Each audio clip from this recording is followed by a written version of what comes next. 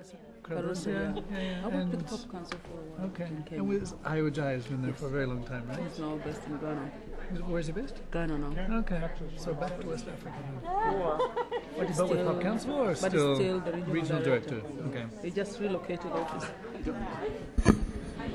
Hello, ladies and gentlemen. Why don't we get started?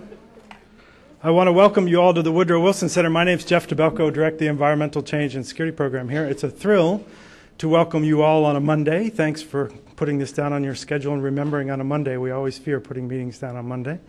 I want to welcome you to the Wilson Center. We're thrilled to be discussing the other half of gender, men's issues in development, a new book from the World Bank, and we're lucky to have both editors and some of the contributors.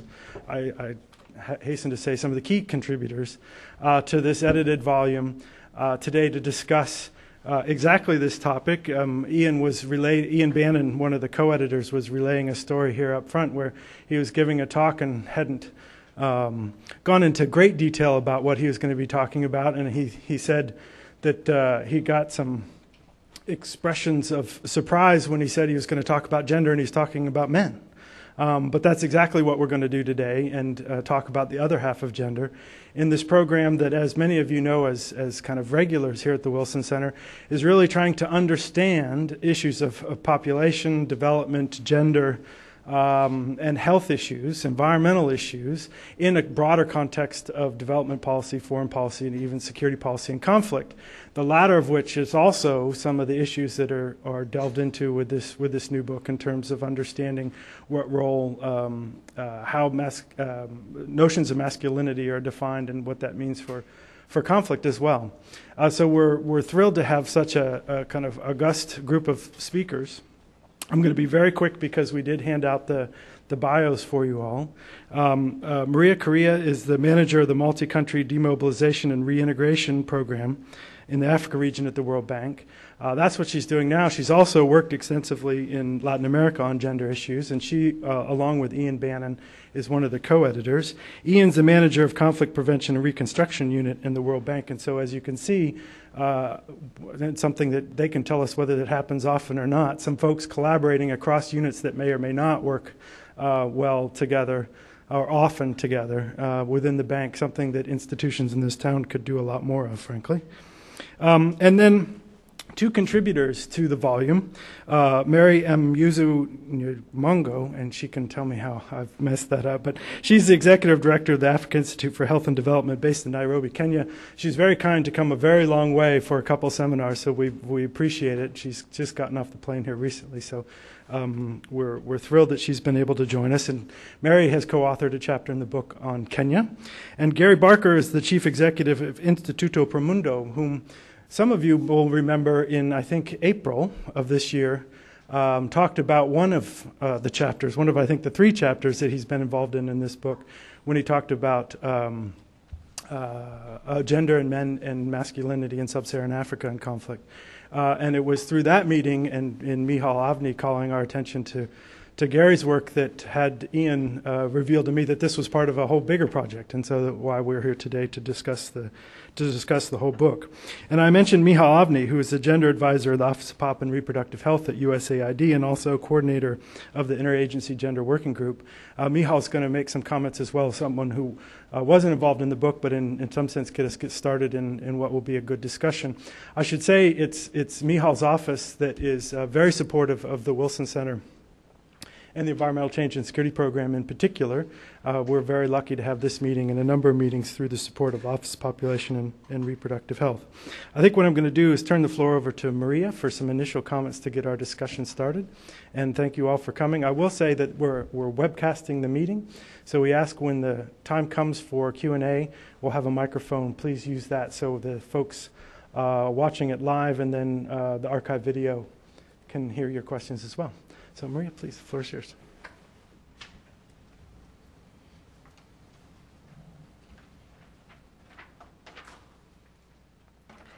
Thank you very much, Jeff. Good afternoon, everyone. Looking around the room, I see that there are a lot of women, which surprises me a little bit. I thought that we would attract a bigger audience of men, given the title of the book. But I think I'm going to start out with a bit of a personal note. This book represents for me somewhat of a personal and a professional journey. I am, probably like many of you here, a feminist. I've worked on promoted feminist values for as long as I can remember, and have worked on gender issues for directly or indirectly for some 20 years plus. But it was only about a decade or so ago that I realized there was something missing in my gender outlook. At the time, I was working in the World Bank's Latin America and the Caribbean region, heading up the bank's gender work, taking the conventional approach to gender, which is to focus on women. But from what I saw in my work in Latin America, this approach was incomplete. In the education sector, for example, some of the issues that were emerging were about boys, their dropout levels, lower achievement levels than girls. In large urban centers, the issue was young men and crime inflicted on each other and against others, with impacts obviously on security and investment. In the Caribbean, the male issues were even more salient. The issue that was emerging, or that I learned about, was one of absent fathers. Women, high proportions of female-headed households, women in charge of households and caring of children, and the issue was where were the fathers. And again, in the education sector, consistently girls outperforming boys. It was the first time in my professional history background that I had heard the term the marginalized man. So it was really at that time that the obvious became the obvious, which is that there is indeed another half of gender, and that men were gendered beings affected by gender norms, and they also had issues. And when I started to realize it, I started also to see it all around me in my personal life, in my own setting. But then in discussions professionally at the bank and with other colleagues, and looking at gender policies, men were basically missing. They were hardly mentioned. When they were mentioned, they were somewhat tangential figures and present only in terms of advancing women's interests. And when I raised it at the time with my colleagues in the gender community, there was somewhat of an interest, but basically symbolic. The focus was still clearly on women. So it was at this point that the idea for a book emerged to better understand really what this issue was. And there were some basic objectives, some basic questions that we asked ourselves. A group in the bank and some collaborators like Gary, who was involved in this project early on. And the basic questions were, well, what were male gender issues? And a second important question, because we already could see that they were there, was how important were they? You know, we know from worldwide that women are still discriminated against, that they face, that we still continue to face issues that we identified decades ago. Was looking at male issues just a distraction from the real female issues, or was this really an issue that merited attention in and of its own? So this was the basic question. What resulted was an initial piece that looked at gender and human capital trends based on country-level data from both developing and underdeveloped nations, and then 9 case studies from sub-Saharan Africa and Latin America and the Caribbean, all examining male gender issues across societies and sectors.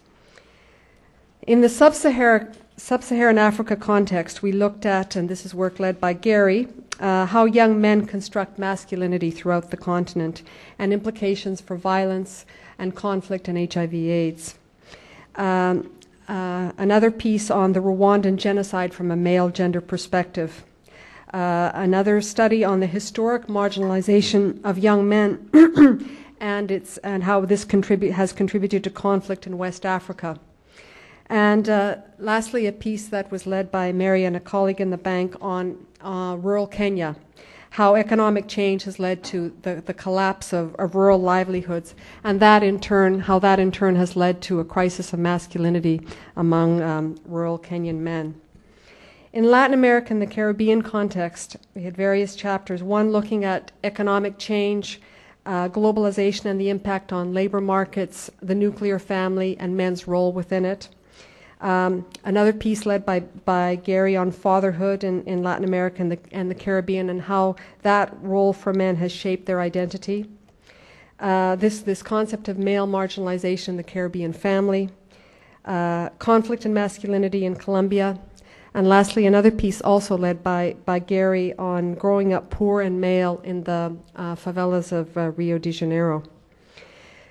From these case studies, three main messages have emerged. First, across sectors and across cultures and societies, there's a dominant form of masculinity, termed hegemonic masculinity, which is the basis on which men, as I said, across cultures and societies, are judged by peers and society, and this includes women. So while there are many ways of being a man, predominantly being a man is about being economically independent, being a father, a husband, being a provider for one's family, and controlling one's family. Universally, it's also about achievement. A very interesting line that came from one of our contributing authors. A woman performs her part by merely being. For the man, it requires doing something, accomplishing something, or performing something. I think this is a very important insight into what it is to be a man.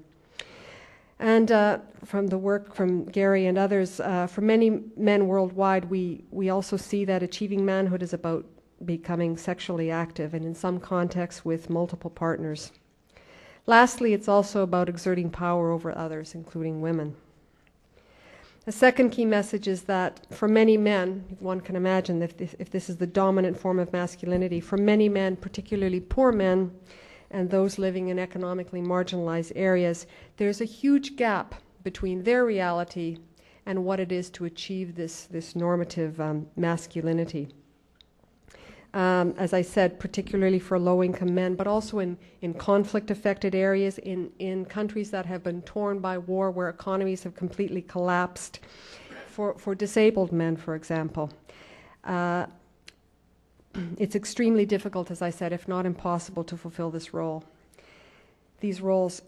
But unfortunately, it's not, men can't opt out. So the third main message is that somehow men need to prove their manhood in some way, and that may involve men seeking alternative ways to affirm their identity and their manhood. And unfortunately, some of these ways can be destructive, violent, or criminal. Gary will talk to us about the Americas, where poverty and racism intersect where high levels of exclusion and marginalization have led to men seeking affirmation from urban gangs, for example. Mary will talk to us about the experience in Kenya, where the collapse of economic livelihoods has led to men higher alcoholism levels, domestic violence, young men's violence in the community. In its most extreme form, men's vulnerability, disempowerment, and sense of impotence can contribute to violent behavior. We have one very vivid chapter on Rwanda, where we get the picture of prior to the genocide, young men actually being trapped as youth with the population pressures. Rural men, young men, had limited access to land, very few economic opportunities, limited mobility to move to urban areas, and young men were described as actually being trapped in their youth, unable to transition to both adulthood and to manhood. The chapter on conflict in West Africa, although for different reasons, also gives us that it was a very similar picture of young men being disempowered and then being fodder for the instigators of conflict, and in the case of Rwanda, for the instigators of the genocide. And more recently, the events of September 11th and concerns of terrorism have led researchers to explore the link between masculinity and terrorism, which is quite fascinating, although nascent. So from all of this, we conclude that male gender issues do indeed exist, and that the consequences are perhaps even more far-reaching than we had originally considered. And these issues affect men, they affect women, they affect the families of men and women, they affect communities, and they affect society at large. So given this new emerging understanding about issues of men and masculinity and their implications on development, what do we do? Well, in my view, having worked on gender issues for so long and in gender and development, I think that this actually provides an opportunity for the gender community to embrace this outlook. It's possible that this is the third sort of wave. We had women in development, we had gender in development, which still continued to focus on women. Perhaps this is gender in development with a male inclusive focus that looks at both men and women and how they are locked in this gender system and how that affects them both in a negative way. I think that embracing this approach that includes both men and women could actually inject some greater legitimacy and energy into the sector of gender and development. And as I think Mary's chapter will show us, as other research has showed us, I think it's important for the gender and development community to embrace this, because we're actually seeing that interventions directed at women can be ineffective or unsustainable if men who are the other side of gender are also not involved or not collaborating. There's, I know, a great fear and concern that there are limited resources for gender, limited resources for women, and if we now start working on men, that will divert the energy to men as opposed to women, who are the really deserving ones. I personally challenge that assumption. From all of the reaction that we have gotten, even from this book, from outside the gender and development community, I think that this could inject, as I said, new energy, could even bring new resources. It's not necessarily a zero-sum game. I also think that it's time to move away from this two-dimensional black and white, women as victims, men as the problem stereotype, which drives many men away from gender and development and often does little to serve women's own advancement. Having said this, so far we have not seen the drive and energy come from the gender and development sector. It's come from other sectors such as social development, work on social exclusion, conflict and development, even, as I said, this interesting work coming out of the security sector on gender and terrorism and militarism. Wherever the energy comes from, we, the authors of this book, believe that the time has come. It's clear from the emerging findings, both from our book and from other areas, that these are very important issues and that they have serious development implications. The book offers a number of policy and programming recommendations across sectors, but I think it does one thing in particular. It brings a new awareness to the importance of this issue, and this was indeed the main objective of the book. So I will end there so that we can hear from Gary and Mary on specific case studies. Thank you.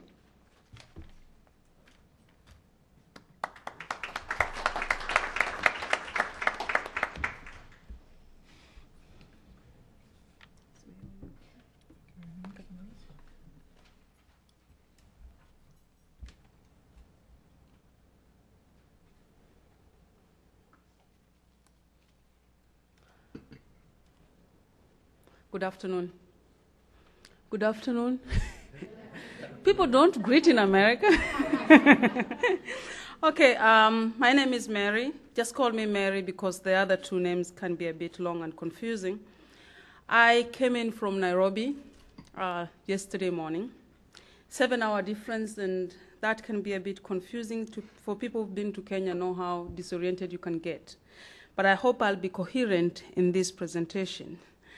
The title of our chapter in the book is Collapsing Livelihoods and the Crisis of Masculinity in Rural Kenya. We actually did not set out to investigate masculinity in our work. I was involved in this work with Paul Francis of World Bank. We were looking at social vulnerability in Kenya. It was a country study. And every time we interviewed women, they complained that men are doing nothing. These are poor women in rural areas. So basically, we started asking the men, how come the women think you're doing nothing? What's happening in this community? And therefore, we intensified our investigations to include questions on, so what is wrong with the men? What's happening to the men? Why aren't the men involved in income-generating activities? How has this affected the way households relate? And that's the genesis of this book. So it was part of a wider study that was funded by World Bank in 2005. I think I would also like to say that as an African woman presenting this, and knowing the position of African women in literature, it's a bit paradoxical because everybody is focusing on women in development. Women in Africa are subjugated. They are subordinate. They don't occupy leadership positions. But coming from a reproductive health perspective, we have lessons that we've learned over time.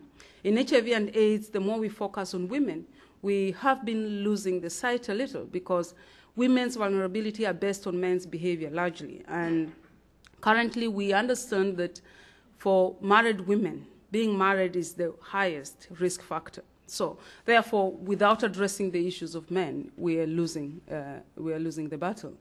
Also, if you look at maternal and child health care, initially we focused on women, asking women to go for family planning, asking women to go for antenatal care. And then we realized unless you address the men, because the women have to be given permission by the men, women have to be allowed to go to take the children to the hospital by the men, unless we involve the men and integrate them in the program, we will be losing the battle. So basically, we are bringing lessons learned from the other fields into the issues of development. I think a lot of us know Kenya, and that in the 1960s, when we became independent of Britain, we were doing very well economically, but the economy stagnated in 1980s, largely due to the adverse world prices of its cash crops. We were very good producers of tea, coffee, and pyrethrum, but in the since 1990s, our cash crop production has started suffering, and it continues to suffer to date. We are widely renowned for corruption. I think we are number 4 or something. A lot of the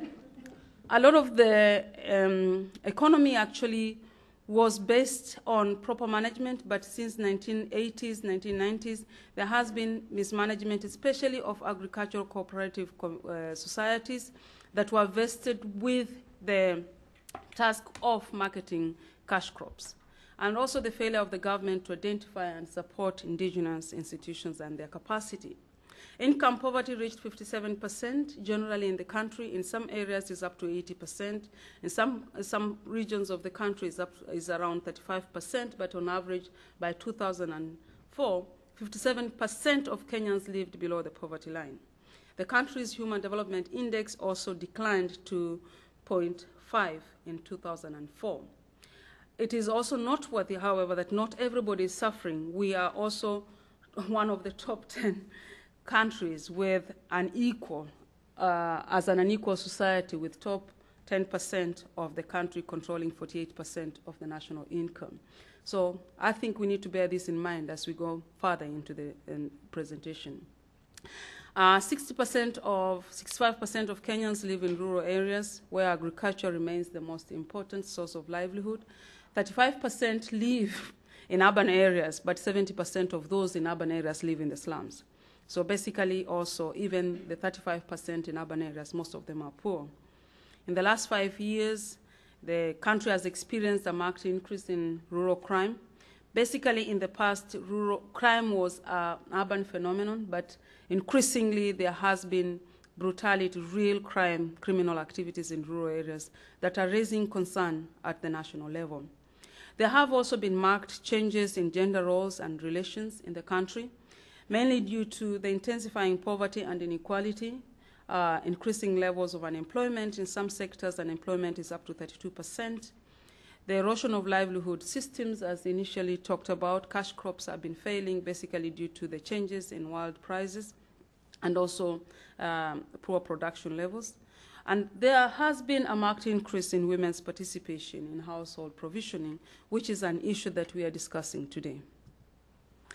For the purpose of this chapter, we basically looked at a three-pronged approach where we're looking at drivers, which we consider the most important of the changing conditions that rural households have experienced in the last two decades that have undermined their livelihood system. We also looked at the impacts and the responses to both the drivers and the impacts. This study was conducted in 2005 between February and May in Kenya, covering 6 districts of the 8 provinces. We didn't cover the province of Nairobi because another World Bank study was being conducted in Nairobi, and also the northeastern province because of another World Bank study. So we basically focused on 6 provinces. We used both qualitative and quantitative data collection tools. We conducted 51 focus group discussions with men, women, male youth, and female youth. And basically, these were single-sex groups because of the cultural considerations. In some communities, if you want to discuss with men and women, the women will face the opposite direction where the men are facing. So basically, we try to counter that by having single-sex discussions. Other qualitative tools we used included social mapping, in-depth interviews, gender analysis, and historical timelines. Household interviews were conducted with 710 people. This is just methods in brief. I was given a short time frame, so if you have any questions, I will address the questions during question time. This is an example of a social map that we conducted in one of the sites. Basically, a social map is where communities come together to draw for you their own impression of their boundaries, depicting schools, social amenities, resources within the community. And that's a photograph of a focus group discussion with men in one of the sites. As you can see, it's really single sex. I'm hoping that's a bit clearer there. So basically, what do we mean by changes in sources of livelihood? I think our chapter is entitled Collapsing Livelihood. The 6 districts have experienced changes in the nature and form of sources of livelihoods. One of our districts is inhabited by pastoralists, and what has happened in the last 30 years or so, there has been consistent conflict in the area based on resources sharing, water sources sharing, pastures, and this has led to high decimation of their livestock. There is also consistent drought in the area, and that has kind of changed their livelihoods and forced some of them to become agriculturalists. However, knowing the terrain and the conditions of the area they occupy, this hasn't been very productive. There have been reduced opportunity for migrant labor. Remember also I said that unemployment levels are very high. There has been collapse of agricultural industries due to changes in world prices, official complacency, mismanagement, and corruption. Coffee production has encountered a decline. Tea production, the same thing. The pyrethrum industry has almost collapsed, and as we speak, the farmers are owed around $16 million dollars up to date. So most of the farmers, what they've done is they've uprooted their pyrethrum, or they've uprooted their coffee plants. They are diversifying, but the diversification is into growing potatoes or green peas that are really perishable goods. You cannot also compare the income from these goods to the income they used to get from coffee, tea, and pyrethrum. There has been poor performance of the cooperative movement. This was very important for marketing goods, products for small-scale farmers. And upon the collapse, the most victims have been the small-scale producers. There is also high prevalence of HIV, 6.7% prevalence currently. In the last 2 years, it was estimated at around 13%. So basically, that has affected the health sector, the agricultural sector, the economic education sector. And with high prevalence of HIV, although we say that women are the victims, women really are affected more than men, as I said initially also, women's vulnerability is actually based basically on male behavior. So therefore, with this high prevalence, the impact has been in all sectors. There has also been, in the last 20 years, been a concerted effort to elevate the status of women through efforts such as gender empowerment, emancipation of women, girl-child protection, and increasingly now we are seeing there are more boys dropping out of school compared to girls because there are efforts to maintain girls in school. Nobody is really looking at how are boys faring, what is the dropout rate for boys in school, and now increasingly we are thinking and we are seeing more boys leaving school compared to girls because of that protection issue. Affirmative action, 40% of all leaders should be women. The government has passed this resolution and tries to enforce it. But again, men are not taking it very kindly. In one of the communities we visited, there is a man who said, oh, the government is forcing us. These women, when they come to the meetings, they don't say anything. Or they actually say what their husbands have told them to go and say. So basically, again, although these efforts, these pushes are there are contradictions in terms of are the women really ready and prepared to make substantial contribution. There has been also recognized the ability of women to form groups, and there are funds that have been available for the support of such groups. These groups really, they are small scale, but in a poor community, they provide women access to some level of income. Normally, they are run as merry-go-rounds, or they have innovated and have what they call table banking, where women bring in small sums of money that they lend to each other. So in poor communities, you may find that women have access to money compared to the men, because men rarely form into such groups.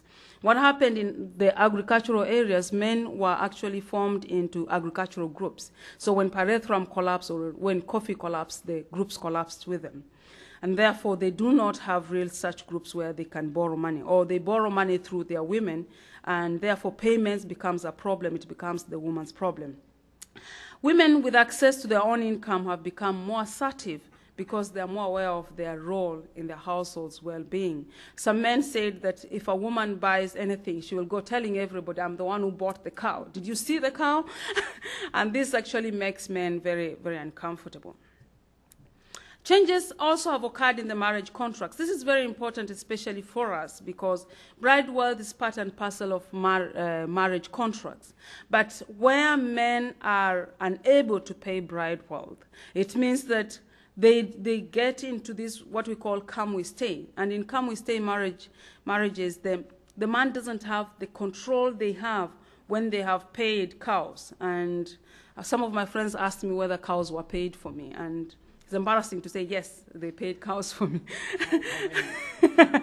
And I think this is enforcing patriarchy, whereby if cows are given to your father, then your say in the home is really limited because you can't go back. If you go back, the cows have to come back, and the cows have already gone, or they've been used to pay bride wealth for somebody else.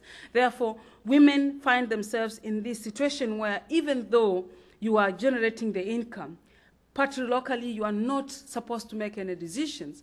I remember one woman saying, I do everything in my home, I have bought a cow, and we kind of were shocked that the man said, this is my cow. So when you asked him why he thought it was his cow, he said, she lives in my house, she doesn't pay rent, she tills my land free of charge. If she buys a cow, it's my cow. So it doesn't really matter. Once the cows have changed hands, the woman really has no leverage to argue. But at the same time, because the woman is the one holding the house together, she has a lot of say in what happens in the house. And the man sometimes gets challenged. And that's one thing we'll be talking about, the issue of violence, that although you are bringing all this, although you are responsible for the household provisioning, but I'm the man in this home, so trying to bring you down to your level. You are a wife. I paid cows for you, so you are really nothing in this home without me. That marriages that are not sanctioned through bride wealth have been found to deny men traditional rights over women, whereby the man hasn't paid the cows, the woman could say, I can go, or I really don't have to stand this. But also the men would like to subjugate them through use of other means, including physical fights. Again, these are the paradoxes and the contradictions that are inherent in some of the things we are finding in the field. What we have tried to argue in the chapter is that male disempowerment is equal to women's vulnerability. The diversification in agriculture and income-generating activities seem to have favored women: cash crop versus subsistence farming, livestock versus crop farming. However, men still control most household spending decisions, even though women contribute significantly or are solely responsible for household welfare. They claim credit, as I said earlier on, because they are the men anyway. And also that men's economic dependence on their spouses has led to higher violence against women in their homes. What we also found was that even though women had the resources, had the means, those who didn't have the means really engaged in some risky affairs just to make peace at home. If they went to sell their goods like avocados or mangoes and they didn't buy a buyer, some of them ended up having sex with other traders so that they can buy alcohol or buy a cigarette for their husband to pacify them. So basically, even though they were involved in generating income, sometimes they were forced to really engage in risky affairs. And also remember, we talked about high HIV prevalence in the country. And so some of the women would end up engaging in sexual activities just to make sure that the man had something to eat. There is a story we were told in one of the sites where a woman was, the man used to come home and beat his wife in the evening if she didn't have meat. So she started having a relationship with the local butcher. And so when the man found out, and the guy ate his meat every evening, he didn't know where it was coming from. When he found out, he beat her almost to death. So when the elders came, she said, he asks for meat every day. He doesn't leave me any money. Where did he expect me to get the meat? So sometimes those actions, although you are capable, sometimes it was because you are forced to engage in some activities to just make peace at home. The domestic violence is a major problem in all the districts. In some of the communities, we were told that culturally a man is allowed to discipline his wife. Also remember that if bride worth is paid, you are actually, you become a property of the man. It's very sad to say so.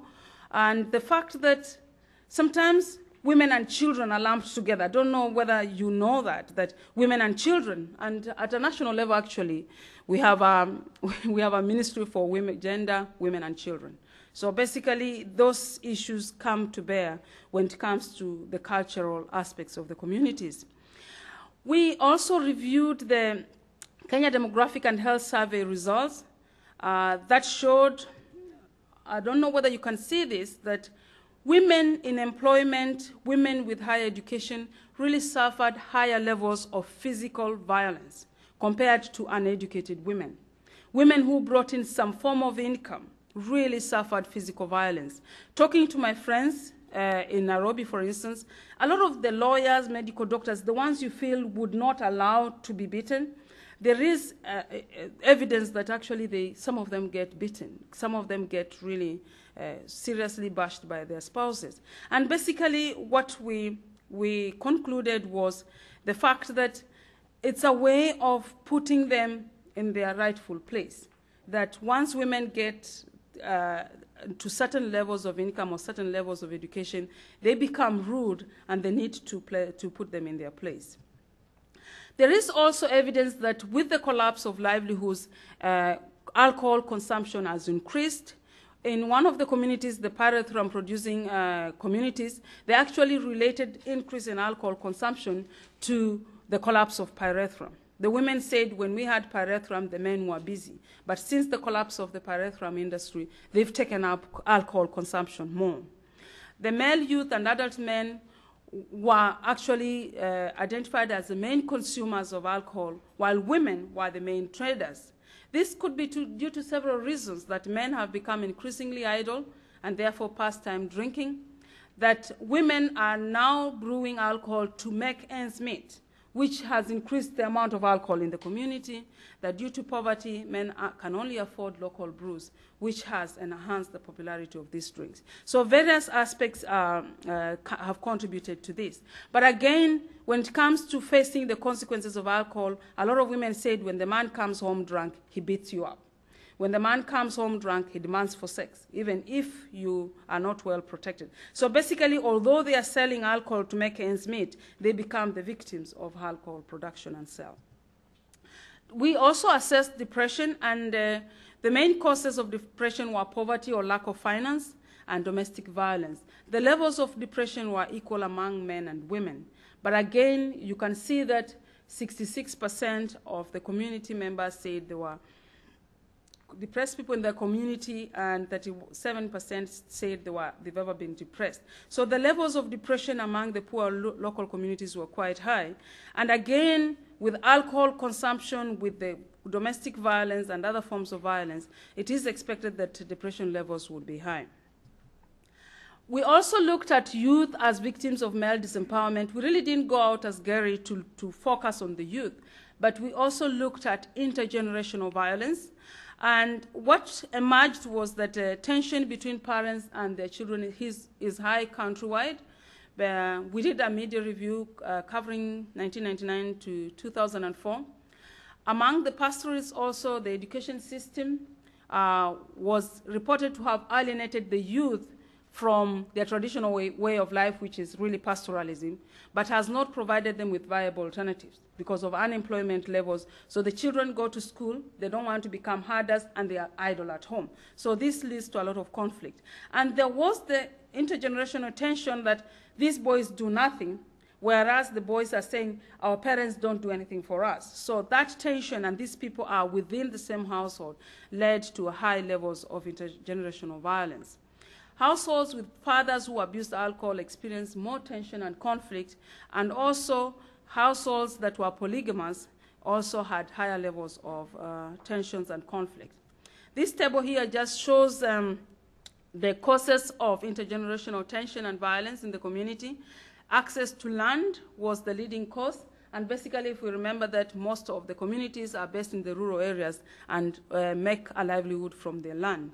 So where there is limited access to land, the possibility that the youth and their parents would have higher conflict. I think also certain levels of arranged marriages led to some conflict among the generations, especially where the young women were forced to get married to elderly men. And this was a case in one of the districts where we did the study. What are the implications of collapsing livelihoods? The socioeconomic changes have largely impacted aspects of male domain. But again, going back to what Maria said, that we have poor men, but the society has not changed the expectations from the men. If I don't have food in my house, I'll turn to my husband and say, we have no food. He's expected to provide. And so therefore, the expectations of themselves and the community regarding what a man should be have not changed.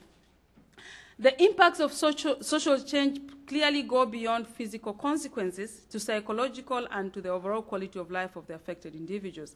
As we've seen, alcohol consumption has increased and that the depression levels are fairly high in the study communities. As men sometimes have opted out of their traditional responsibilities, the burden on women has increased over time. One of the women's groups we talked to said, we have to take our children to school. Our children have to eat. So they would do anything for the children to eat. And in polygamous unions, it was actually the responsibility of the woman to make sure that her children were catered for. Men feel isolated in their homes, which could be due to several reasons. One of the things men kept talking about is the women are taking our children away. It's a way of saying, look, when we go home, we feel fairly irrelevant.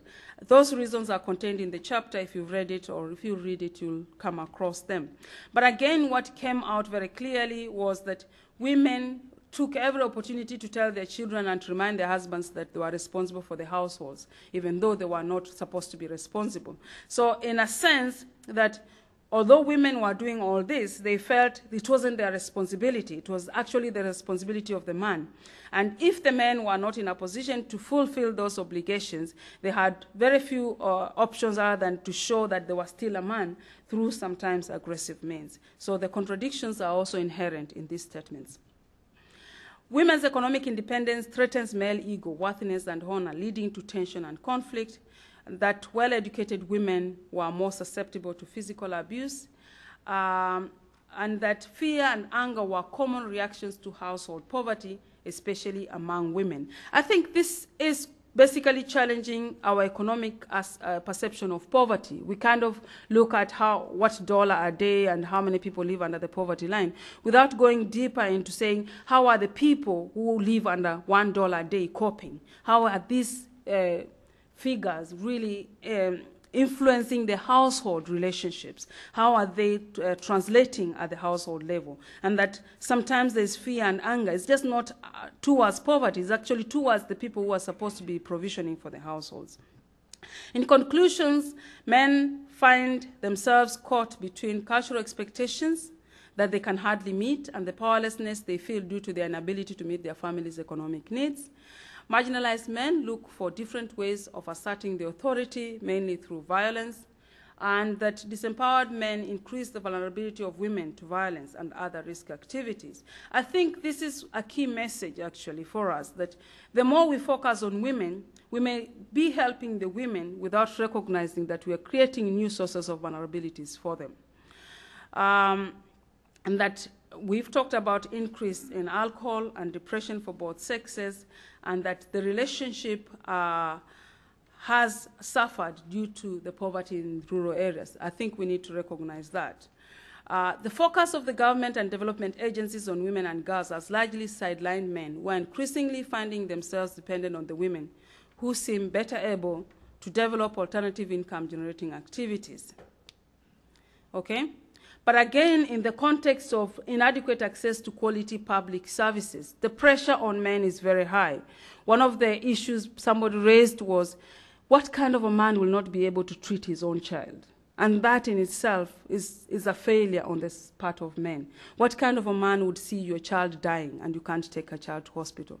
But in the context of inadequate public services, you can only but empathize with the situation. Key messages: development focus should target the poor in rural areas. A lot of effort has been actually on the poor in urban areas. It's a matter of trying to shift this. That rural economies should be revitalized to generate opportunities for formal and informal income generation, basically targeting the youth also in the rural areas. That empowerment should focus on both men and women in an effort to facilitate common grounds for development. A more household-oriented approach is necessary, but would require reassessing the current approaches with a view to ensuring that new kinds of vulnerabilities are not created for men, women, and children and youth.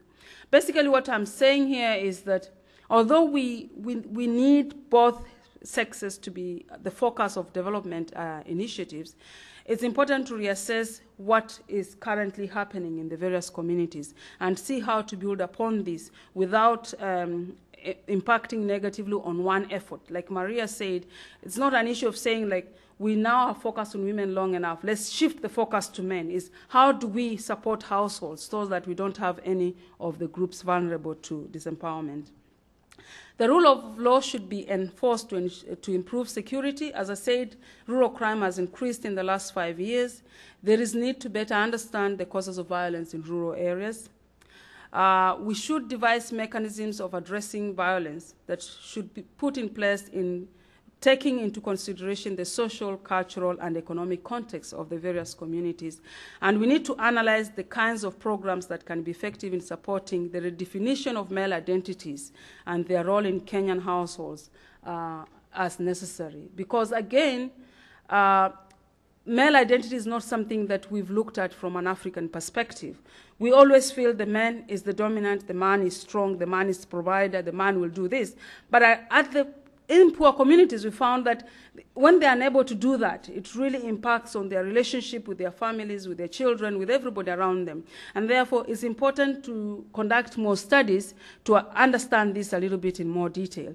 Again, as I said, we didn't go out to really look at this in more detail, so there's need to investigate these aspects a bit more thoroughly. With those few remarks, thank you very much. Asante sana.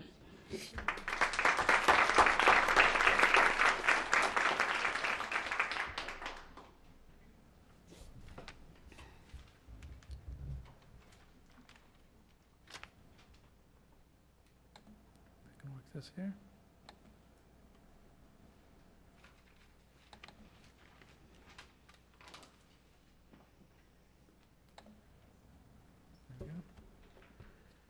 It was a pleasure to have worked on this book with Maria and Ian and the co-authors. There was a lot of work that went into it, and certainly that the two editors did in pulling us all together from different corners of the globe. Like Mary, I came in on an overnight flight, so if I slump over a little bit occasionally, give me a poke and I will try to wake up again, or I'll get some caffeine. I did work on 3 chapters, as Maria mentioned, and Jeff as well. And rather than go into any of the specifics, or rather delve into one of those chapters, I decided to look at sort of some overarching themes that I think that emerge, and try to do a bit of synthesizing of saying, what are some of the big trends here, and what might we take from that?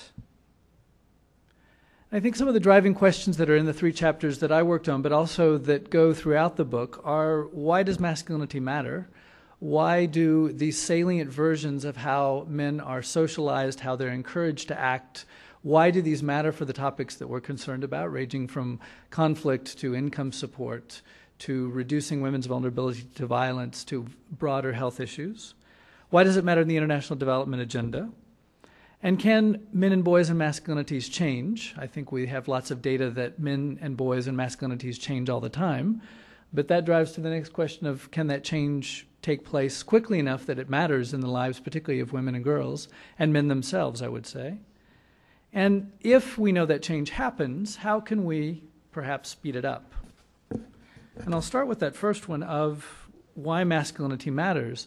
This is some data that we have from, together with the Population Council, from a scale that we developed called the Gender Equitable Man Scale. It's a series of attitude questions that some of you may have seen before. It's now used in about 12 different countries, that seeks to measure how much boys and men buy into either a more gender equitable or a more gender inequitable version of manhood.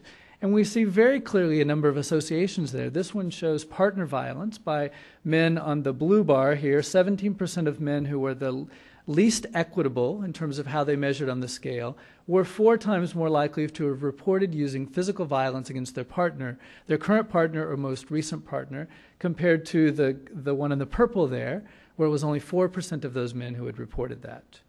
We also see all kinds of other associations. It's the same data set coming from low-income neighborhoods in Rio de Janeiro.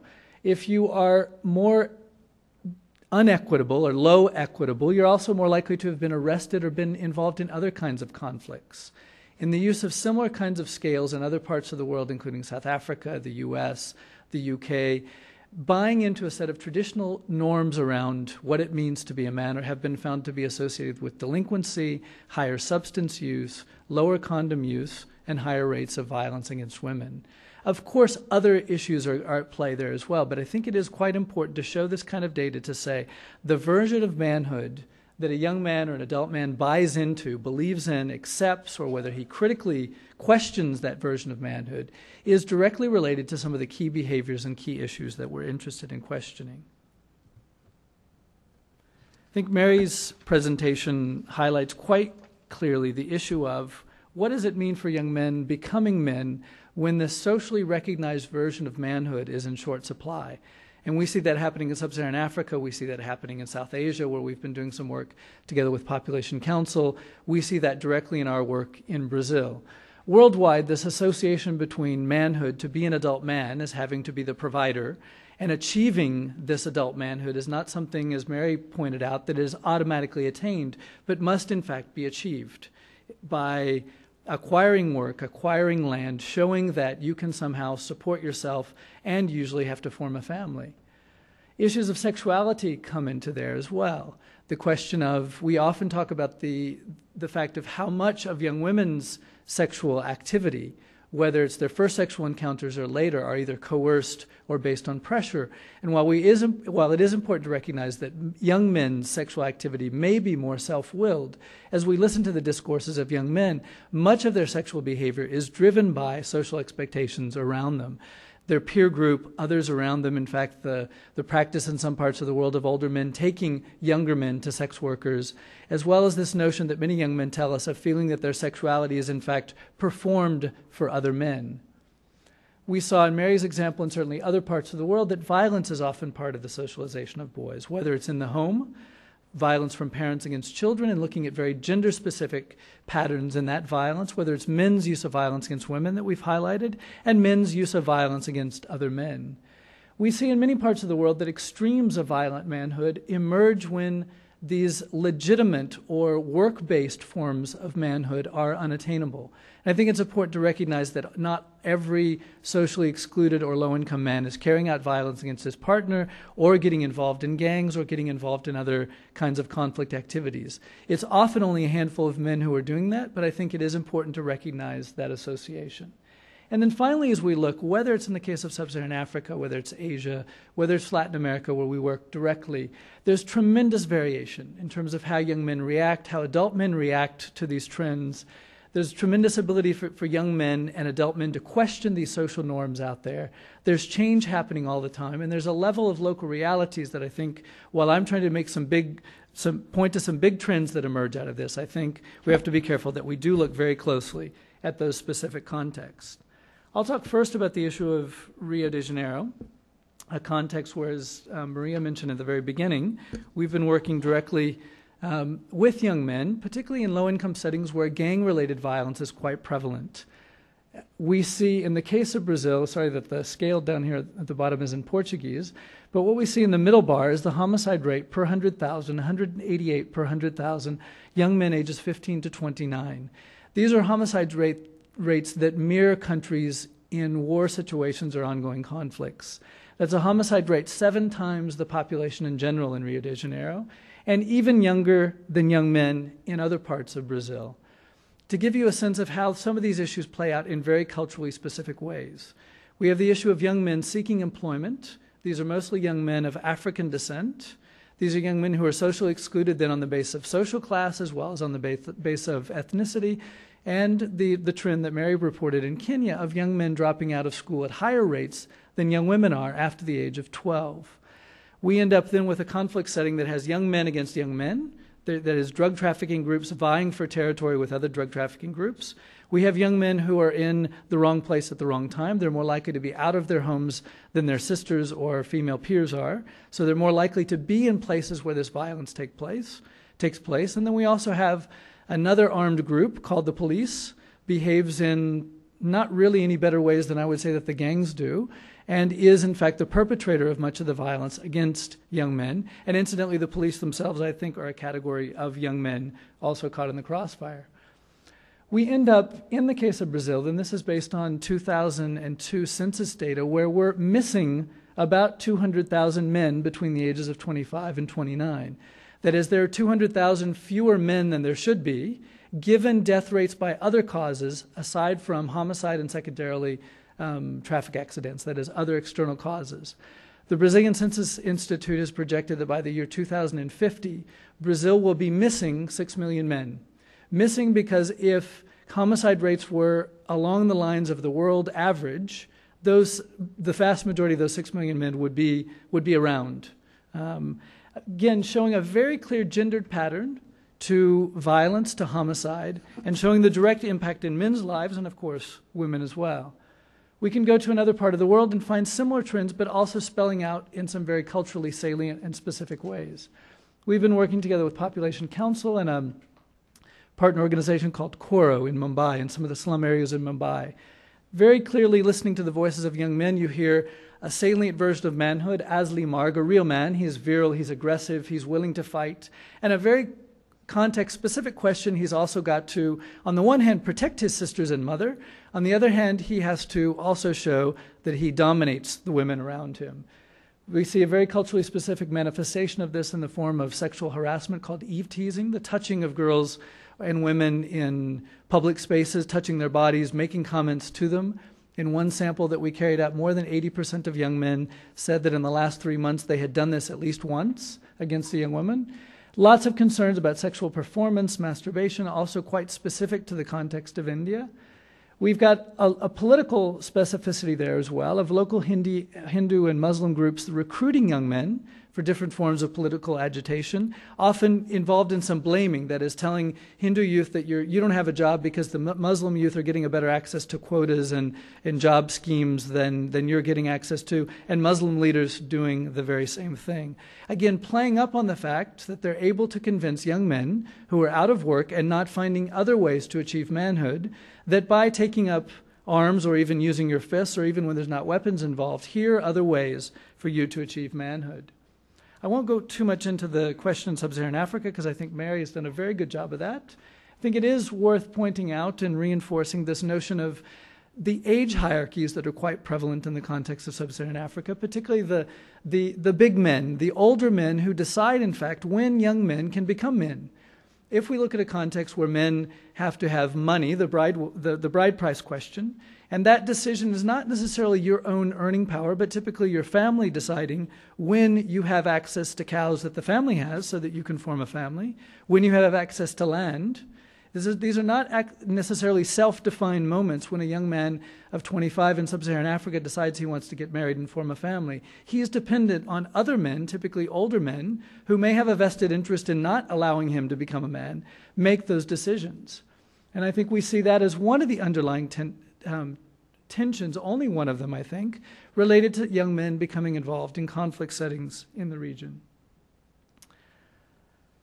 That was a very quick overview, and I realize that in making such quick generalizations, we can gloss over some of the specificities there. But I do want to jump ahead to something that's common in all three of the contexts that I've talked about here, is that there is tremendous resistance out there. There are lots of young men looking at these trends, living these trends, being socialized into these forms of manhood, often associated with violence, often associated with dominance of dominating women, often associated with the notion that men only provide and don't provide care in the home, they only care outside the home. There are lots of voices of resistance out there, and lots of factors involved as we listen to these voices of understanding where those voices of resistance come from. There are young men out there who empathize tremendously with the vulnerabilities and challenges that they see their sisters and mothers and women facing. Many men themselves have reflected about how they have felt victimized in some way by these traditional and rigid and often violent forms of masculinity, perhaps seeing a father be violent in the home, perhaps seeing some of these sectarian cases of violence that we've talked about, reacted to it in ways that show fear and saying, wait a minute, I don't want to go that direction. Family experiences, as I mentioned before. They find other men around them and women who question these salient versions of manhood and say, wait a minute, we know that that's what you hear out there, but there are other ways that you can be a man. One of the themes that we tried to pick up a lot in the chapter in fatherhood was what do we know about some of the data, particularly in parts of Latin America and the Caribbean, where we have seen some changes in men's behaviors. What do we understand? What seem to be some of the factors associated with men's changing behaviors? Condom rates have increased significantly in some countries in the region. Men are more involved in reproductive health issues in Latin America than in some other parts of the developing world. There are data that we have from Chile, from some parts of the Caribbean, a little bit from Brazil would suggest that men, compared to 20 years ago, are participating more in terms of providing childcare of some sorts. What do we see as some of the factors that seem to be associated with that change?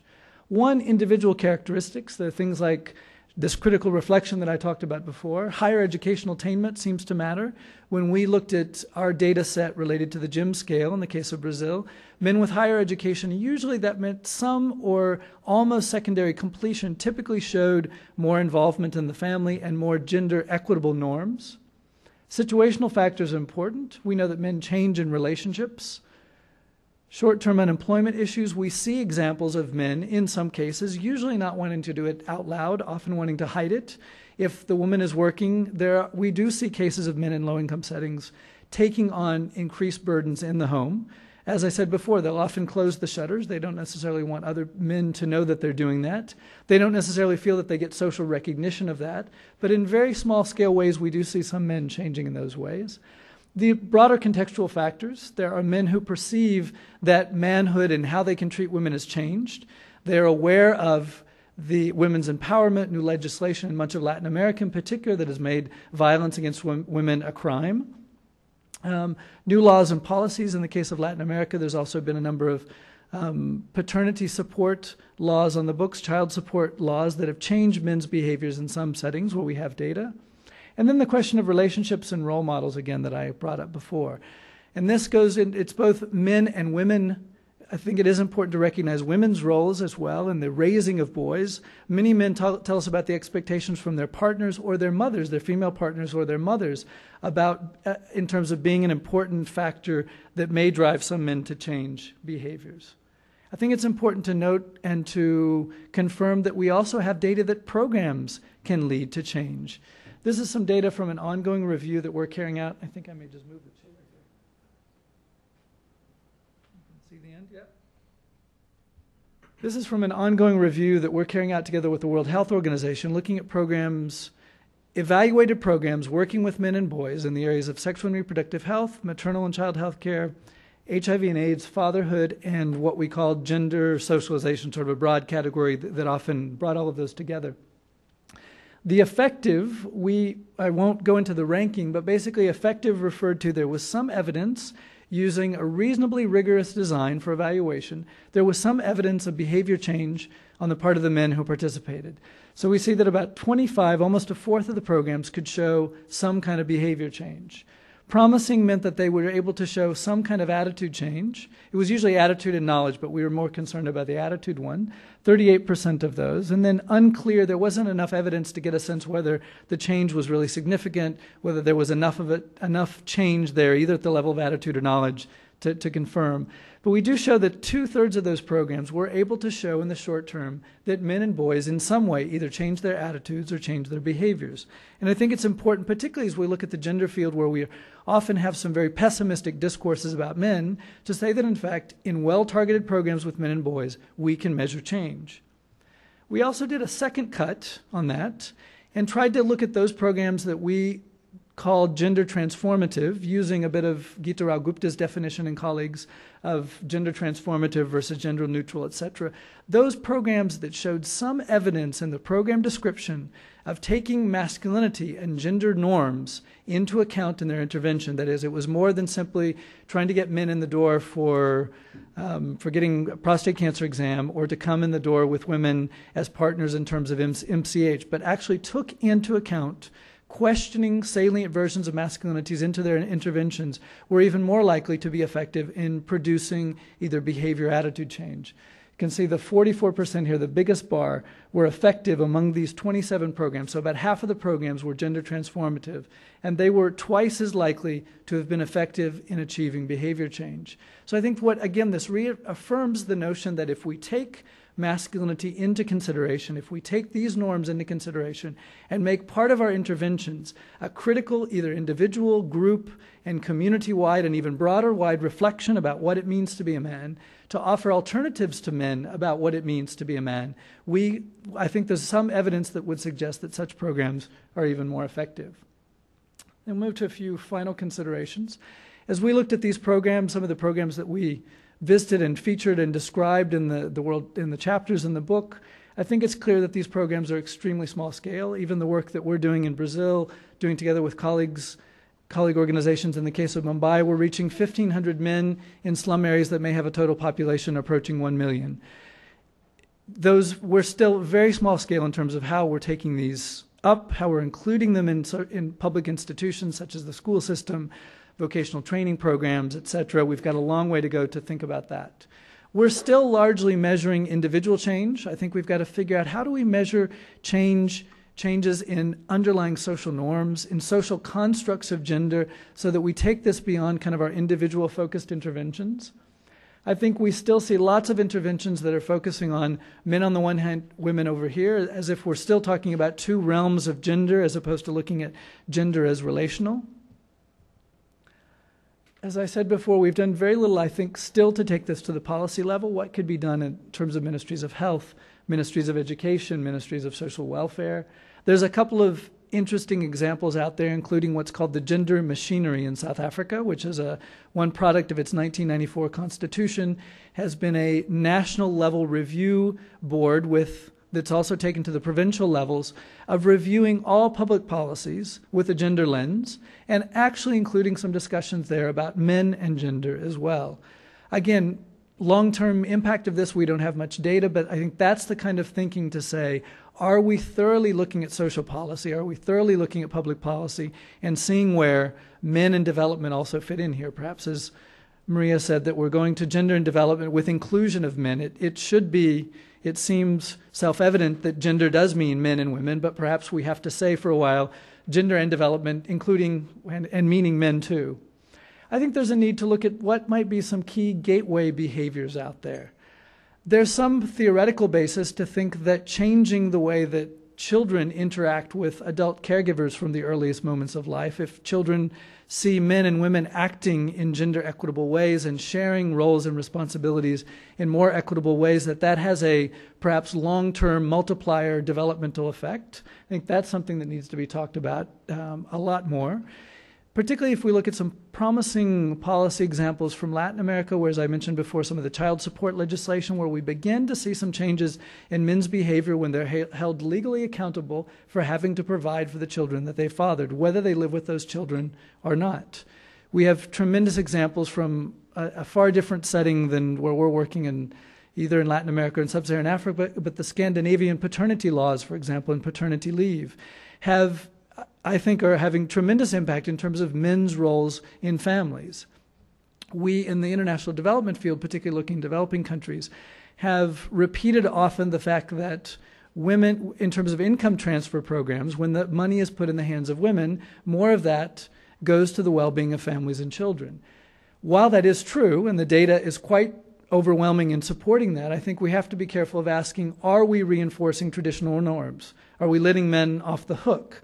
In fact, a policy such as this creates sort of their own self-perpetuation by saying women only care for children, men are kind of derelict and never do that anyway. So we end up not asking those serious questions of how to convince men, how to engage men, perhaps even how to toy with public policy in ways that income transfers perhaps become conditional on men's participation in some ways, and what might that mean?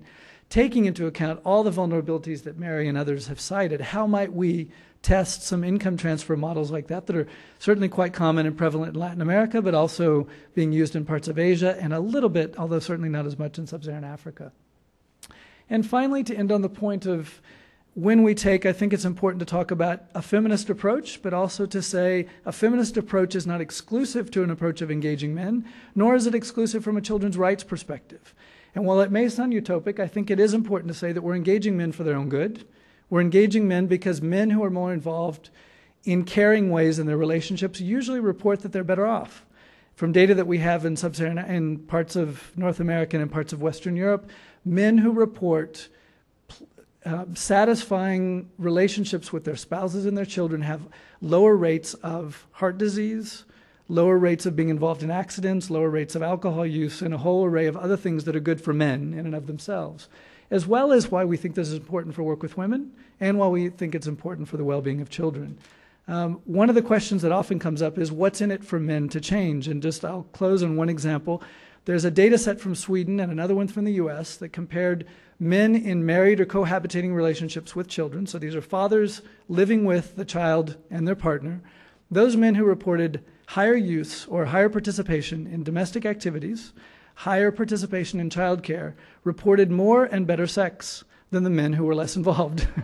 So if you think, is there anything, what can we grab men by? You think one of the things can be, if you do this, one outcome that we see, there's very few men that we've worked with in any group setting that wouldn't say they didn't want more and better sex.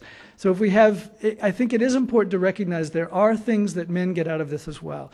That may be a sort of simple one to grab men's attention at the end of a workshop, but I think the notion of greater equality in these relationships is good for men as well as for women. Thanks.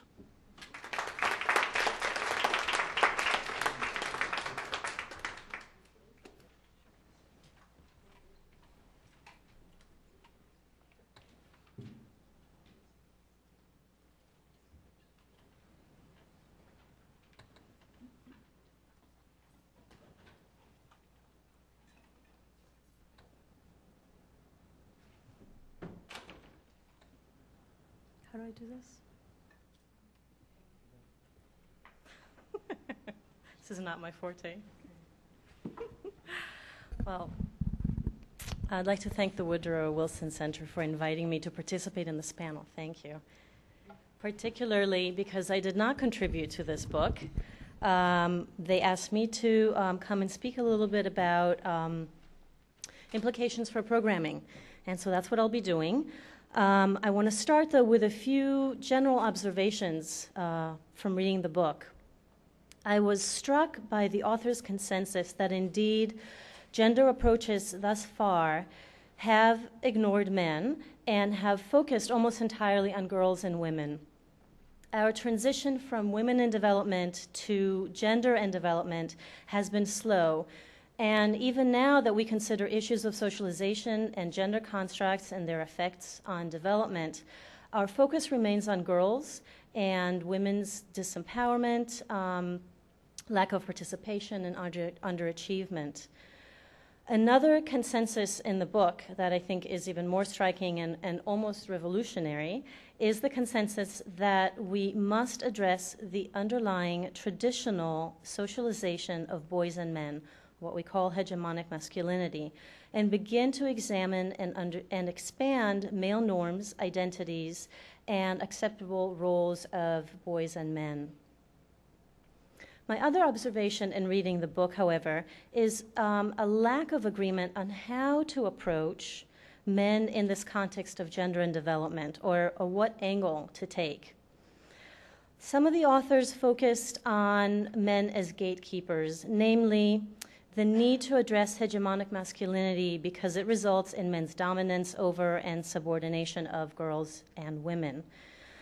Some authors focused more on men as clients, men's own right to be recipients of gender and development programs, and the need to help men identify their own needs and their own gender constraints. This perspective also included some views of men as victims. Hegemonic masculinity, in conjunction with the many sociocultural, structural, and economic changes globally, has resulted in men's marginalization, discrimination, and subordination, including a rise in violence of men against men, and we did hear about this from our presenters earlier. Some authors emphasized men as agents of change, the need to help men and communities reflect and examine men's gender roles and expectations, and through inclusion have men expand their roles towards positive change.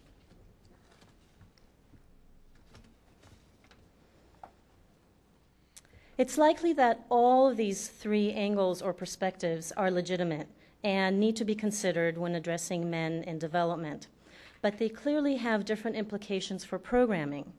The first perspective, men as gatekeepers, probably fits best with the kind of programming we are currently engaged in, or we've been seeing. Examining gender construct has helped us understand how male norms and, in turn, men's beliefs and behaviors affect women's limited access, women's and children's limited access to a range of goods and resources.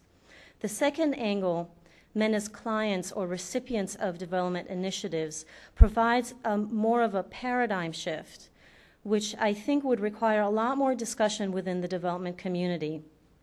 And let me explain, in the field that I come from, which is population, family planning, and reproductive health, programs historically were geared towards women, with men coming into the picture only recently. I think in other sectors, programs have focused largely on men as the recipients, but without giving any consideration to gender norms and socialization. So I would say that few development practitioners have given consideration to the destructive impact of hegemonic masculinity on communities overall and on men in particular. This angle could face potential resistance from women's advocacy groups or those organizations working more from a feminist perspective, which I think is unfortunate and unnecessary. Addressing the socialization of men and ensuring that their needs are articulated and met doesn't come at the expense of addressing women's needs. We're simply dealing with the other side of the same coin, or the other side of gender. The third perspective, men as agents of change, can tie these two first approaches together, but we have to keep in mind that we can't engage men as agents of change if we don't understand their own needs. I'm hoping that we're not going to waste another decade engaged in this false antagonism or this trade-off of who's more victimized or who's more deserving of development services, and that instead we can bring together the two halves of gender to address gender and development, which is GAD, which is what we should be doing. But the big question for implementation is how, and for what purpose, or with what goal in mind. Which brings me to the question, what's keeping the field overall from moving this agenda forward? I'd say that first, we don't necessarily, as I just talked about, we don't necessarily agree on how to view male involvement and what these different perspectives mean for how we would define our programmatic goals when engaging men. Also, I think there's a tremendous lack of awareness. I don't think that the shift from women in development to gender in development has necessarily taken hold in many institutions, sadly. Organizations understand women's marginalization. There's a strong body of literature and programmatic examples that address women's empowerment in many development sectors, but most organizations don't approach gender in relational terms. They don't see how engaging men could benefit development. In fact, we as development professionals hold many stereotypes and misconceptions about who men are, and they're usually quite unflattering.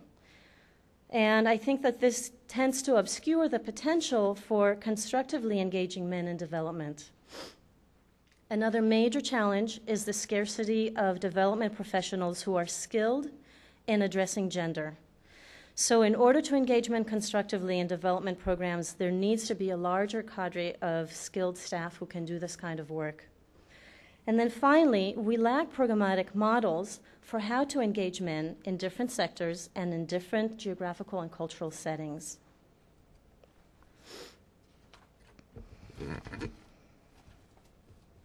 Perhaps the greatest challenge for moving forward programmatically is simply the lack of information. We don't have a sizable portfolio of effective interventions that engage men in different sectors. And I'm glad that Gary showed us that graph, the chart, in his presentation, but I think it still speaks to a limited portfolio. Part of the problem is that different approaches, is that there are different approaches and different sectors are working towards different goals. Even if all program designers and implementers were on the same page, we don't necessarily know how to motivate local policymakers and local populations to endorse this change in male norms. The question is sort of what is the incentive when we reach out to a population? I guess now we know that we can talk about better sex. But I think that still really is a challenge for the field. Another significant challenge is poor evaluation tools and data. Since the point of addressing men in gender and development programs is to influence a change in norms and behaviors, we struggle with what exactly to measure and how.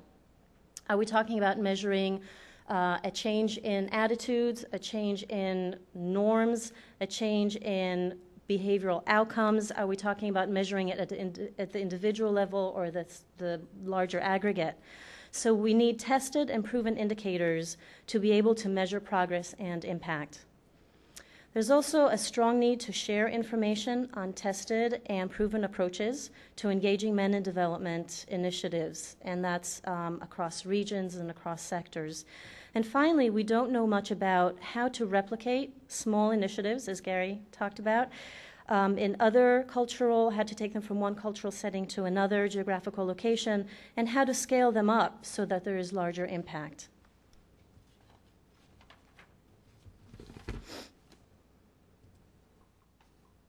So, what are the programmatic recommendations? First, we need to expand this dialogue about the importance of engaging men in gender and development and work towards a consensus of what it is that we're trying to achieve. In my opinion, our focus needs to be on transforming the constructs of power towards greater equity, whether we're working to enhance women's status or working to enhance men's ability to expand Male Norms Beyond the Rigid Hegemonic Masculinity. I commend the authors and editors of this book and the World Bank for producing this book and advancing the topic. I think this is one great step to move things forward. I also think that we need to view gender as relational. Men's and women's lives and roles are intertwined. Our development programs cannot be effective if they address one group and are blind to the other. To be effective, we need to be attuned to our own stereotypes and biases about who men are. We development professionals, too, are products of gender socialization, and we have a tendency to generalize based on our own experiences and observations. And we must ensure that there is a cadre of development professionals who can carry out this work with men. I think we need to work closer with academic institutions and make sure that training includes this area of work. And I think the most important way to hone in on existing gender dynamics in a given place is to carry out a gender analysis. We've had this tool around for a long time.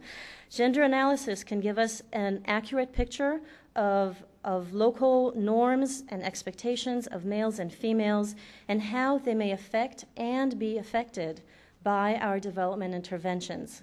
Sadly, this is not done routinely.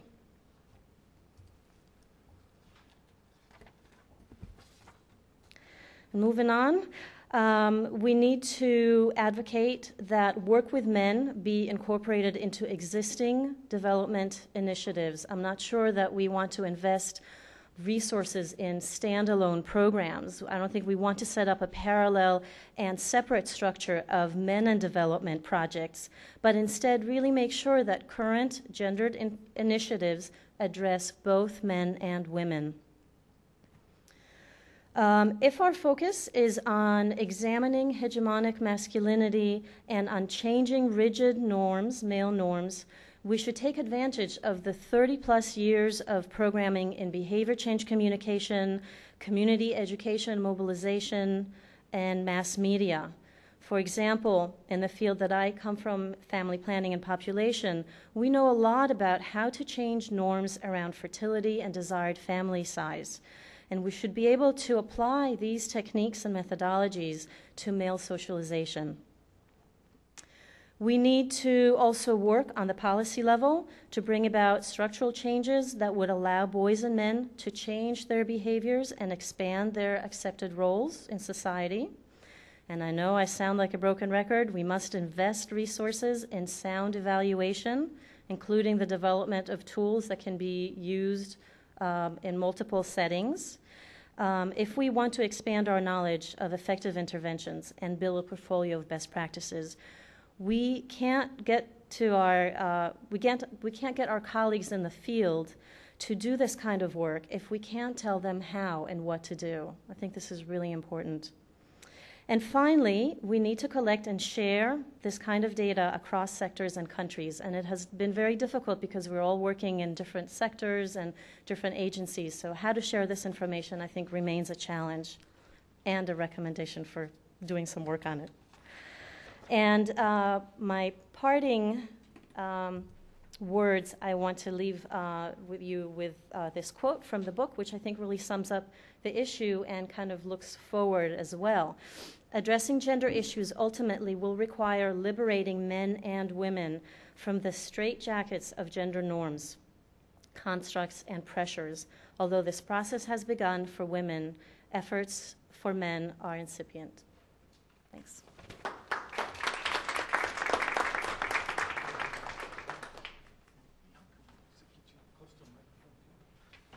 Terrific. Well, thank you all of you, for these rich presentations. You've given us a lot to chew on.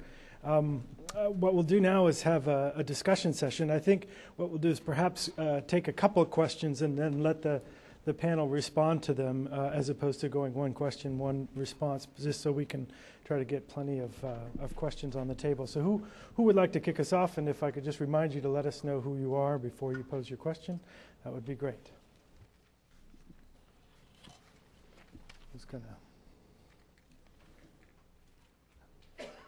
Who's gonna kick it off?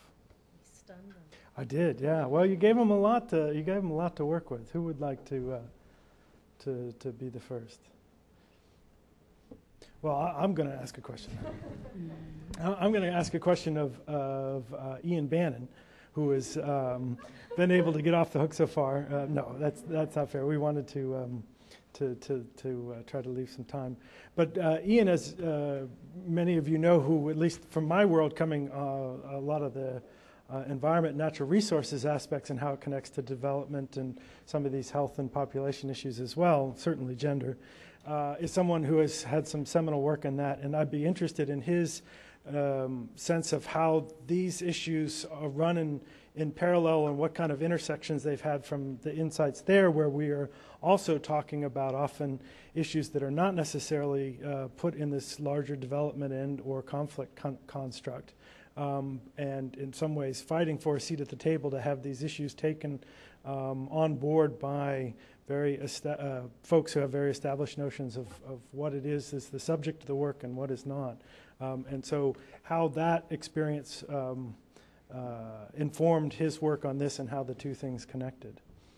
So that's one question I have for Ian, which we can have him answer now unless someone wants to kind of jump in right away, but I will be coming back and start putting people on the spot, so I suggest that you formulate. But perhaps Ian, could you reflect on that question, and Maria as well? Yeah? Well, actually, I'll just ask the question. Sure.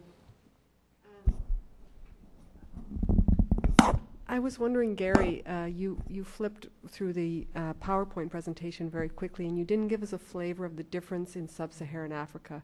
Can you talk a little bit about the passageway to manhood? Because I think that's an important an important feature of sub-Saharan Africa, which I think is different from some parts of the world, which I think is interesting. And if there are no other questions, Okay, go ahead and add another one, then we'll... Yeah, one for Mary, because I again, there was so much in your presentation. Talk a little bit about the intergenerational effects of violence, because my recollection from reading the chapter was that there was a concern about the transfer from men to young men, and young men's involvement in conflict and crime at the community level, which I think you may have missed in the presentation. There's a couple. Terrific. Why don't we catch right there, and then we'll give the panel a chance. Jane Brown from Johns Hopkins Center for Communication Programs.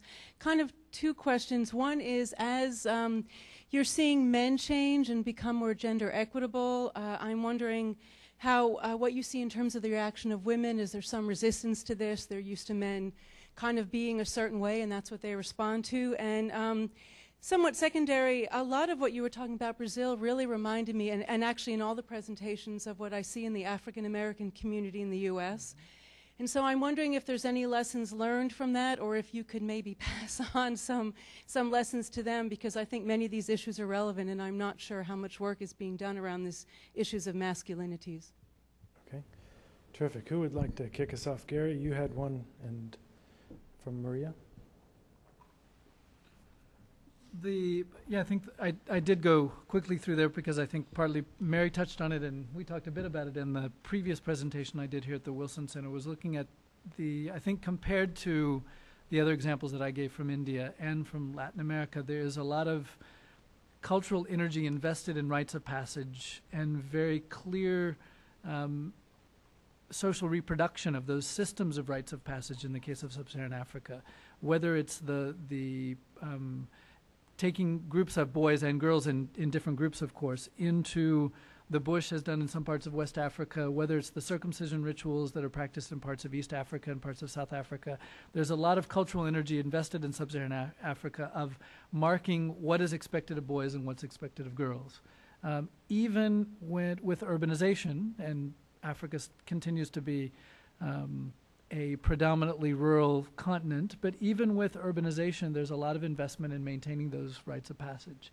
I think there's a lot of discussion of what they may mean, particularly as there's looking now at male circumcision as a possible means of HIV prevention in the region, and looking at the data that's come out on these new randomized controlled trials and what that may mean. of promoting something as a public health measure that's been practiced in some regions as a social marker of masculinity, and then even some efforts of talking about offering it in some parts of the world where it's not been a social marker of masculinity, and in fact it isn't even from those cultural settings. So I think there's a lot of discussion that as male circumcision gets talked about, this issue of rites of passage in sub-Saharan Africa become even more important to talk about. I think there's some evidence from places where some of the conflict settings in sub-Saharan Africa that the socialization and engagement of boys and the deliberate targeting of certain groups of boys and young men have also taken advantage of those rites of the different rites of passage, particularly in the case of Liberia and some other West African settings where we see the secret societies being very much used as a way to recruit young men into conflict, into the use of weapons, into some of the worst forms of violence that we've seen in some of the in some conflict areas in the region. So I think it is worth looking more at and understanding more what's going on there. I think in other parts of the world, the codes of what's expected of boys and girls are perhaps not so rigid. They perhaps are not as clear as that, but certainly, we know what's expected of boys in much of Latin America, that they've got to be sexually active to show that they have to, and that sexual activity has to be heterosexual, of course, to be considered a real man in most cases. There's other things like getting involved in some kind of risk-taking behavior. In the case of Rio, what we see is young men surfing on the top of trains, or some kind of activity where you've shown that you've put yourself at risk, sometimes the first time you get drunk, sometimes the first time you beat somebody up. But nonetheless, it's not quite as socially structured as we see in the case of sub-Saharan Africa. Then secondarily, the question of how do we see women reacting to men's changes. I think there's some literature about looking at men's involvement in roles as fathers that talks a lot about women's roles as gatekeepers, and even in some cases women kind of saying, wait a minute, men don't know how to do this, and sometimes mothers, sometimes other women in the household saying, wait a minute, men don't know how to do these things, and whether individual men who may tell you their own stories of a mother-in-law getting in the way, etc., or even women in the social service system. If we look at who are the caregivers outside the home as well, oftentimes women in the public health system and other institutions that come in contact with the family that have their own biases about what men are capable of and what men aren't capable of. Women who have been working with and assisting women who have been victims of all kinds of men's bad behaviors, if you want to put it that way, to then be asked to say, wait a minute, give men a chance. That's a very difficult switch to make. There's some literature in the social work literature in the U.S. of some of those challenges of how to engage female social service and public health workers in thinking about their own attitudes about men.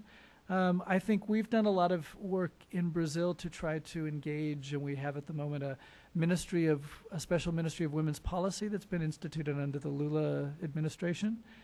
We've done a lot of work of trying to say the work with men is part of a women's rights, women empowerment, and feminist agenda as well, and try to set it up as not being antagonistic.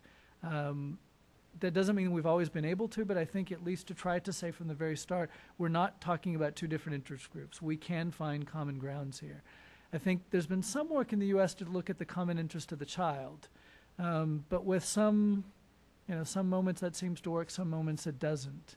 But I think there's the contentiousness around divorce and separation continue, whether it's at the individual level or whether it's at the court level of battling over laws and how much laws are perceived as favoring men or favoring women, seem to be at the forefront of what's been happening in the UK and some parts of Western Europe. So I don't think we've gotten beyond that. I think there's still a lot to be teased out there, but there's fewer examples of finding ways where we've brought men and women together on the table, and there's more examples of looking at kind of the antagonistic look of that supporting fathers takes away from women's rights, or supporting women's rights puts fathers at. I think we're still very much in this kind of caught in an antagonistic model there. Can I just add to that? Sure. To Jane's question, I don't know if yeah, sure. I think your question is a really important one, and it again drives the point of why gender is relational and why it is so important that men and women both be engaged in this discussion of changing social norms. Women play a very important role in socializing boys. we don't, as mothers, we don't want our sons to be ridiculed.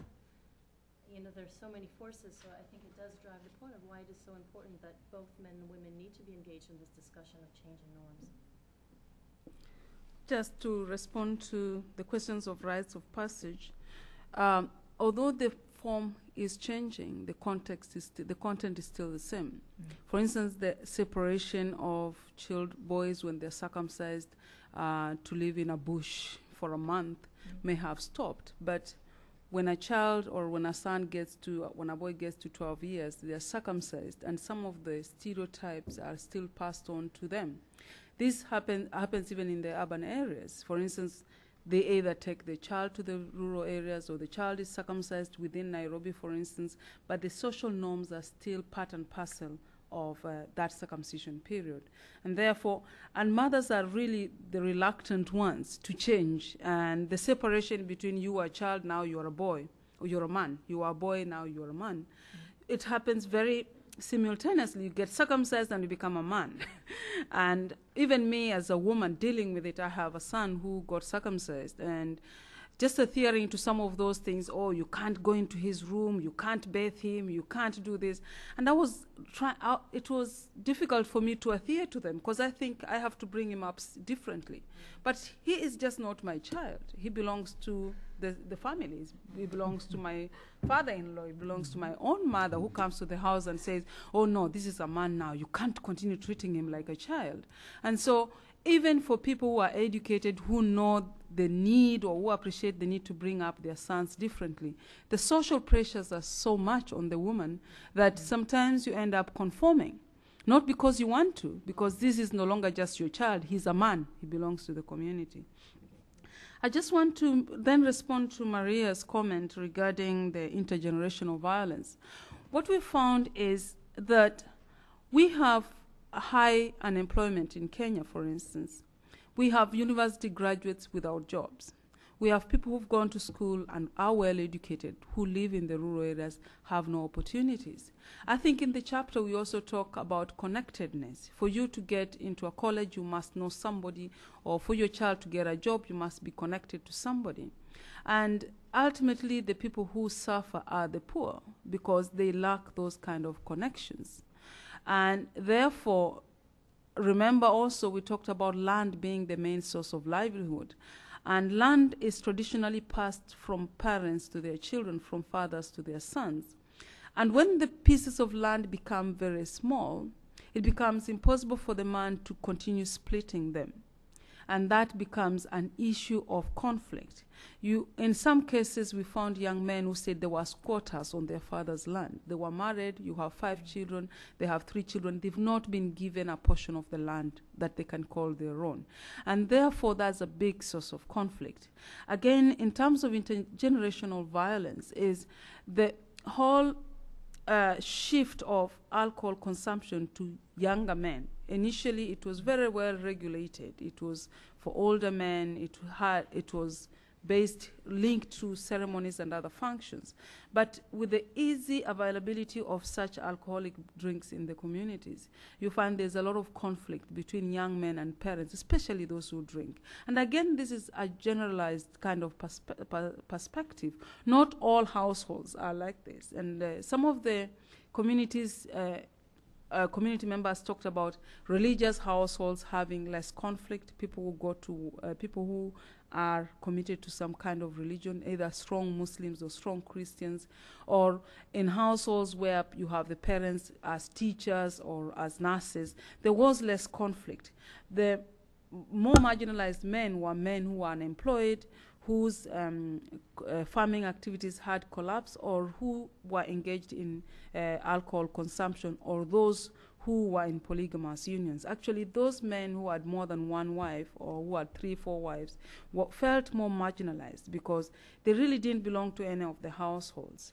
Therefore, the violence was tailored to what some specific context within which households found themselves in. But basically, having educated men in the community was also linked to general crime in the community. One woman told us is, we have clever thieves. You have young men who've gone to the university who are able to sit together and really arrange and organize crimes in a very more structured manner. It is not haphazard. We will go to this home, this is the entrance. They have a clear plan of how they're going to commit their crimes. And also for rural Kenya, the link between criminal activity and the police force. The fact that in most of the communities we were told the young men were working together with the police. And corruption among the police force is one of the highest in the country. So those linkages cannot really be missed in this context. Thank you. Okay. Ian, would you like to? Thanks. I was hoping you'd forgotten about the question. It's kind of really tough. Let me tell you a little anecdote. I was at a conference in The Hague. There was an internal conference of ministries trying to be more sensitive about gender. And the facilitator for what was a very large gathering of largely civil servants from the Dutch ministries asked how many of the people in the room, there was about 90 people, when they were told there was this conference on gender and it was UN Resolution 1325, how many of the people thought, oh no, here we go again, another conference on gender. And after a little prodding, it was about 80% to 90% of the people attending. And there were women and men. And I think that's, when you ask me about the environment, I remember 10 or 15 years ago where the environment or environmental issues were also considered advocacy issues. There were things that you had to agitate for, to have people like me, economists or bureaucracies, pay attention to. And somehow I think that on gender we haven't gone beyond that. It is still that sense of here we go again, another long list of litany of ways in which women are disadvantaged, which of course is true. I have a little bit of a hope or intuition that if we redefine the problem not as a women's problem but as a relational problem between two parts of this gender equation, we may get a wider audience that's not just the normal group of people that care about these issues, and then we end up talking among ourselves. So there's a little bit of hope behind this book is that by redefining it truly as gender, we may get more traction for dealing with the problems that do end up disadvantage women more than men at the end. That was a very convoluted answer. I don't know if you got to what you were saying. But. Oh, thanks, Ian. I appreciate it. We've almost run out of time, but we have one question here. I don't want to cut it off. It's not really a question, more of a comment. I think that we are complicit in continuing the antagonist model in the sense that as Ian said, it really is a relational problem. And I'll give an example. 2 years ago, or a year and a half ago, I was doing some focus group discussions in Yemen on men's involvement in women's reproductive health. And it's known that Arab men are, put women down and they're not involved at all in the care of their wives and the family. But what emerged out of the answers were that men really did care. They sat at the edge of the room waiting for their wife to give birth. Now, if they realized that the woman was struggling and having a difficult time, they're the ones that made the decision of putting their wife in the back of a truck and to try to drive for 2 hours in order for her to give birth.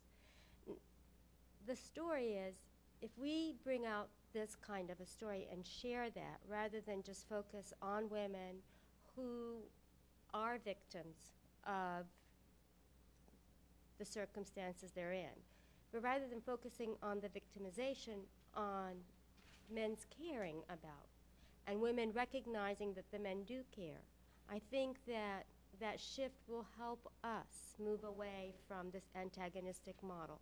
So I think we have a role to play in the way that we are perpetuating the model because of the way that we're framing all of the issues. Okay. Terrific. Well, we have reached the end of our time. I'll urge you to come continue the conversation with our panelists. Also, the copies of the book are available outside for purchase. We will have the video and the PowerPoint and the summary of this session on our website, so we urge you to send people that direction to get the insights from these presentations. But please join me in thanking our panelists for today's very rich discussions.